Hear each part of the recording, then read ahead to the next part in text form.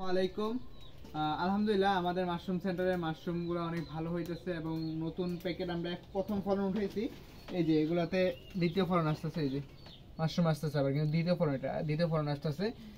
আর আমরা আজকে যে সমস্যাটা নিয়ে আপনাদের সাথে শেয়ার করব সেটা হচ্ছে কি, আমরা একটু লোভে কইরা বা ইউটিউবে দেখা বিভিন্ন জায়গায় দেখছিলাম, ওইগুলো দেখে একটা মানে ট্রাই করছি যে এগুলোতে হয় কি না। হ্যাঁ হয়, কিন্তু যে হয় মানে সাজনা থেকে বাজনা বেশি হয়ে গেছে। যেমন আমরা আপনারা জানেন আমরা খড়ের সিলিন্ডার গমের মাদার বা ধানের মাদার তৈরি করি। আর আমাদের গমের মাদারগুলো থাকে 200 গ্রাম করে, একটা মাদার 200 গ্রাম, আর আমরা একটা মাদার দিয়ে একটা প্যাকেটই তৈরি করি, যার কারণে অনেক তাড়াতাড়ি মাইসিলামটা রান করে এবং ফলনটা আলহামদুলিল্লাহ অনেক ভালো হয়। যেটা থেকে আপনার 600 থেকে 700 গ্রাম আসার কথা, আমাদের এমন প্যাকেটে গেছে যে এই সিলিন্ডার থেকে আমরা প্রায় 900 থেকে 1 কেজি পর্যন্ত ফলন পেয়েছি, 4বার থেকে 5বারও ফলন আসছে।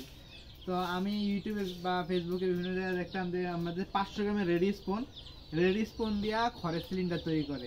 তা আমরা আগে কখনো তৈরি করিনি রেডি স্পন দিয়ে খড়ের সিলিন্ডার। আর রেডি স্পন দিয়ে যেরকম খরচ অনেক কম হয়, যেমন আমরা একটা গমের মাদার দিয়ে একটা সিলিন্ডার তৈরি করতে, যেহেতু আমরা একটা মাদার দিয়ে একটা সিলিন্ডার তৈরি করি, তো আমাদের খরচ হয় মিনিমাম 48 থেকে 49 টাকা। সেইখানে এই কাঠের গুঁড়ার একটা প্যাকেট তৈরি করতে আমাদের খরচ হয়েছে 30 থেকে 32 টাকা, এরকমই খরচ হয়েছে, 30 থেকে 32, তো প্রায় 20 টাকা একটা ডিফারেন্স। তো এত ডিফারেন্স দেখে আমিও ভাবলাম যে আমিও কটা কাঠের গুঁড়া তৈরি করি।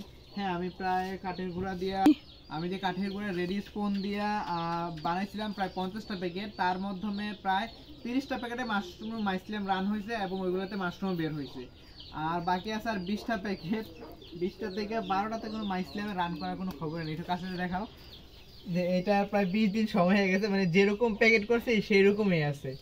তা আমি হিসাব করে দেখলাম যে আমি কাঠের এই যে গমের মাদার বা ধানের মাদার দিয়ে যে সিলিন্ডারগুলো তৈরি করি সেগুলোতে 45 টাকা বা 48 টাকা খরচ পড়ে, কিন্তু এইগুলো হিসাব করে দেখি আমার প্রায় 60 টাকা খরচ পড়ে গেছে। মানে আমার যে কম খরচে আমি যে কম খরচে করতে গিয়ে, হ্যাঁ আমাদের প্রতিটা সিলিন্ডার খরচ হয়েছে আপনার 32 টাকা।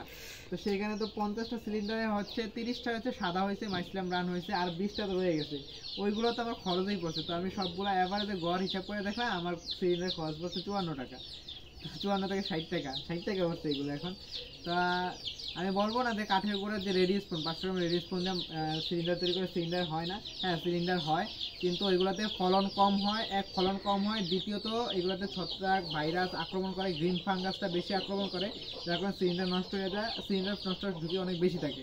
তো আপনার চেষ্টা করবেন সবসময় যে ভালো মানের মাদার ইউজ করতে, গমের যে মাদারটা বীজ যেটা বলি আমরা, বীজটাকে আমরা মাদার বলি, ভালো মানের মাদার বীজ ইউজ করতে। এবং ধান বা গমেরটা ইউজ করলে ভালো হয়, কারণ গমেরটা অনেক তাড়াতাড়ি রান হয়, তাড়াতাড়ি মাশরুমের মাইসিলিয়ামটা রান হয়ে যায়। তো সবসময় চেষ্টা করেন ভালো একটা কোনো জায়গা থেকে বীজ নিতে, যেখান থেকে বীজটা নিলে আপনার বিশ্বাসযোগ্য হয়, এবং ভালো মানের বীজ নেবেন। তো এই ভুল করেন না, কারণ যারা নতুন উদ্যোক্তা আছেন তারা সবসময় চেষ্টা করেন গমের মাদার দিয়া রেডি সিলিন্ডার বানাতে। তো আজকে এটাই আপনাদের সাথে শেয়ার করা ছিল, আজকে এই পর্যন্তই। আসসালামু আলাইকুম।